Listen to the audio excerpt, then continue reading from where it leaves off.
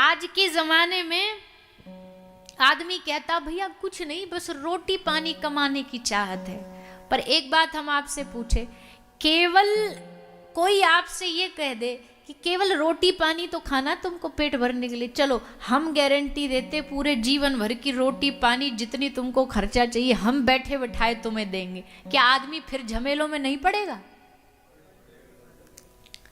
आप सब तो अनुभवी हो, पके हुए बाल हैं। तो बताइए क्या झंझट छूटते हैं मन से, जानते हुए भी कि ये सब झमेला है। और खासकर आज के समय में आदमी पैसा कमा नहीं रहा है, पैसा बना रहा है। पैसा कमाने का मतलब होता है कि पुरुषार्थ करे, जितने में उसकी जीविका परिवार चल जाए उतना कमा ले। पर आज का इंसान पैसा कमाने में नहीं, पैसा बनाने में लगा हुआ है, और ये उसकी अशांति का कारण है। परिश्रम पुरुषार्थ नहीं करना ऐसा नहीं है, पर जो पुरुषार्थ से फिर मिल गया उसको संतुष्टि से हरि कृपा समझ के मौज में जीना, ये भक्त का लक्षण है। पुरुषार्थ करके तुम्हारे पास अरबों भी आ जाए तो वो भी बुरे नहीं है, उतना धन आ जाए तो वो भी बुरा नहीं। धन होगा तभी तो तीर्थ यात्रा करोगे। अब भैया बंबई से यहाँ क्या फ्री में आ गए? टिकट तो लगी, आश्रम में रहेंगे, होटल में रहेंगे, कमरा बुक करेंगे, पैसा तो लगेगा, भोजन का भी पैसा तो लगे। कथा भी आजकल कौन सा फ्री में हो जाएगी? कथा के लिए भी मंच तो लगेगा, माइक तो आएगा, व्यास जी तो आएंगे, उनका भी डीजल पेट्रोल लगेगा, कहाँ नहीं पैसा लगता। तो अगर हम व्यास मंच से बैठ के ये कहें भाई पैसा कमाना बेकार है, तो हमारी कथा ही ठप हो जाएंगी। सबसे पहले लोग हमारी कथा कराना बंद करेंगे, बोले कम पैसे में क्या करे, बेकार खर्चा नहीं करना।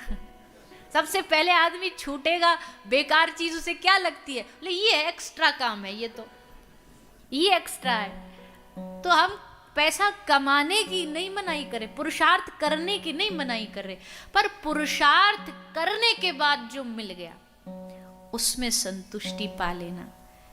चाहे इतना मिला है उसमें पा लेना, और बहुत मिला है तो उसमें पा लेना।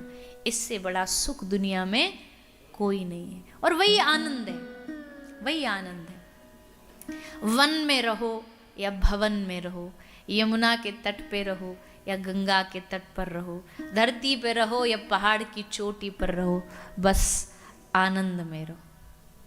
आपके अगर जीवन में आनंद है, आपके चेहरे पे आनंद है, तो समझो स्वयं ठाकुर जी ही वो आनंद बन करके आए हैं। और भैया आनंद ये अपनी अपनी चॉइस है, ऑप्शन है।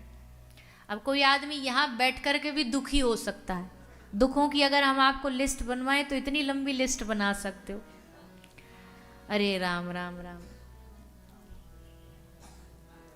3 दिन से तो हम नहीं सोए ढंग से, 1 या 2 घंटे की नींद हुई होगी पूरी की पूरी। और ऐसे मरे मरे आए, कोई हमको ये कह देता ना कंबल डाल के सो जाओ बस, तो हमें स्वर्ग मिल जाता इतने में ही। और हम कहते अरे अरे राम राम, जीवन बर्बाद है हमारा, तो लो अब फिर जा कर के कथा करनी।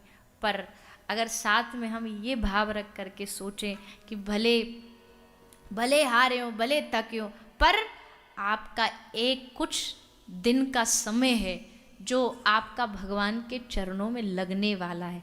आहा कितने सुख की बात है। अभी हमने कहा जब वन में रहो, भवन में रहो, अब चाहे हताशा में रहो, निराशा में रहो, थके रहो, चाहे जगे रहो, चाहे सोते रहो, पर उस समय भी भगवान का नाम मिल रहा है, तो ये आनंद है कि दुख है?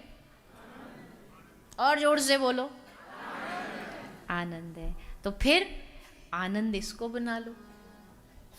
चाहो तो आनंद बनाया जा सकता है। संसार की भी ऐसी अनेक अनेक चीज हैं जहां हम चाहने को तो दुख बना सकते हैं, पर उसको आनंद में बदलना है तो वो भगवान की कथा सिखाती है, भगवान सिखाते हैं।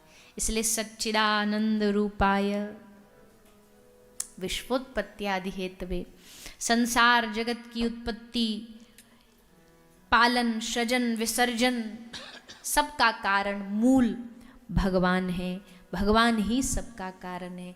खाना पीना, नौकरी करना, ये जितने भी क्रियाकलाप है ना, इन सब के मूल में परमात्मा है, इस सब के बीच में प्रभु है।